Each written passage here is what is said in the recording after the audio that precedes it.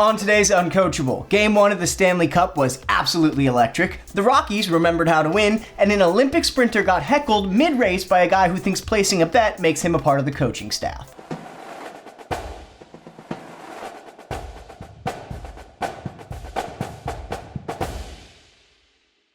Welcome to episode 4 of Uncoachable. I'm your host, Alex Bob. Stanley Cup Game 1 last night was absolutely electric. The Edmonton Oilers came back from down 3-1 to best the Florida Panthers 4-3 in an overtime thriller.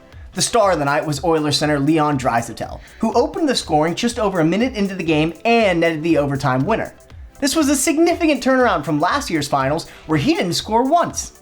That's not just any performance. That's Jennifer Coolidge going from Stifler's mom to White Lotus legend. Oilers defender Mattias Ekholm also came in the clutch, scoring his first goal of the playoffs in the third period to tie the game. Mattias Ekholm scoring this late is like that one kid in 8th grade who still wore Velcro shoes and then one day shows up with a six-pack and steals your girlfriend. Ekholm became the 20th Oiler to score this postseason, tying the second most players in a single playoff run in NHL history. This isn't just a Stanley Cup run, it's the only group project in history where everyone is contributing. I mean, McDavid is still doing 90% of the work, but hey, at least everyone's trying. There was also some standout performances from the Florida Panthers, particularly Sam Bennett, who scored 2 goals, bringing his total to 12, which is the most in any single playoffs in Panthers history. The crazier part is 11 of those 12 goals have been recorded on the road, which also tied an NHL record. Bennett isn't the guy who lies about having a girlfriend at another school, he's got one at every school in the district.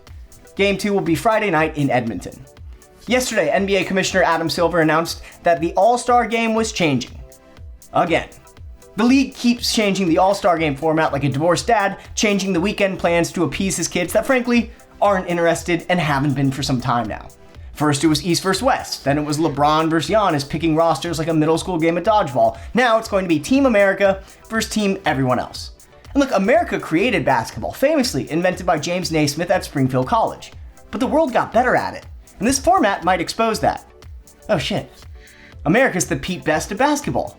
Started it, got replaced, and now we're just watching from the sidelines while 4 Europeans go on tour with the MVP trophy. And look, the truth is that the All-Star Game isn't broken because of the format, it's broken because no one plays defense or takes it seriously. You can call it USA vs. World, East vs. West, Marvel vs. Capcom, but it has the stakes of a Waffle House after midnight. Technically open, but nobody's responsible. What's the problem? I don't know who I am without you. Also around the NBA, it was announced that Phoenix Suns are hiring Cleveland Cavaliers assistant Jordan Ott as their next head coach. Ott is going to be the franchise's 4th head coach since their finals appearance in 2021. Monty Williams, Frank Vogel, Mike Budenholzer, and now Ott. At this point, the Suns treat coaches like Gen Z treats hardcover books. Skim a few pages, toss it aside, replace it with something that looks more important on the shelf. And for any Gen Alpha watching, a book is like an old school Kindle.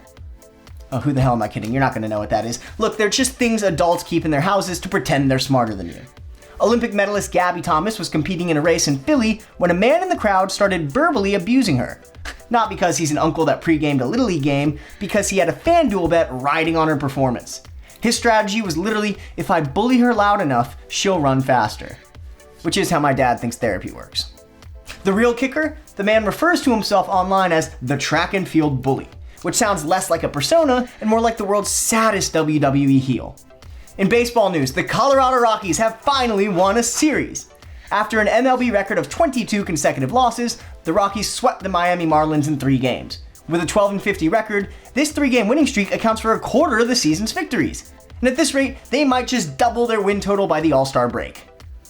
If the All-Star break were in December. James Sexton, a divorce lawyer who apparently moonlights as the Grim Reaper of optimism, is offering free prenups for every player in the 2025 NFL draft class. Because nothing says welcome to adulthood like a man in a suit handing you a contract titled, just in case you were lied to. It's like handing condoms out at a wedding reception. Technically helpful, horrifically timed. And honestly, it's hard to tell if he's protecting these guys or just trying to get dibs for when things go south. This wasn't a general legal offer. No. This was a very specific reaction to Heisman winner and transcendent number 2 overall pick Travis Hunter's wedding. This is the guy who married a woman with a $sign tattooed on her ring finger. Woman who had to be told to stand during his Heisman ovation, and back in high school, she'd go to house parties while he waited in the car like your dog you can't bring into the grocery store. Never mind prenups, Travis might be the reason FEMA starts covering weddings. And in the saddest news of the day, someone vandalized the Kobe and Gigi mural in Los Angeles. Again. Which is insane because it's literally the least controversial thing in LA. Like, the mural has lower disapproval ratings than puppies. We're not talking about a political monument, this is a tribute to a father and daughter who died in a helicopter crash. There's no punchline here, just a reminder that rock bottom has a trapdoor. And finally, Cristiano Ronaldo scored a goal in the 68th minute of the match against Germany to send Portugal to the Union of European Football Association's National League final. Ronaldo has never beaten Germany until yesterday, meaning he's achieved everything in football, except humility. And now, today's uncoachable moment. Watch and learn absolutely nothing. Oh, a called strike, and Mega just cannot believe his eyes. That pitch well off the plate. Maybe a foot. That kid cannot be real. Lance says, we're going to make this game official. You better be swinging the bats, boys. I think you're right. I think you're right. We're going to get this one in. So be ready. Thanks for watching the 4th episode of Uncoachable. Check back in tomorrow for more headlines, and don't forget to check out some of the long-form specials out on YouTube now. NIL 4 years in, Luka Doncic and the state of the Mavericks, and the rise and fall of Hooters.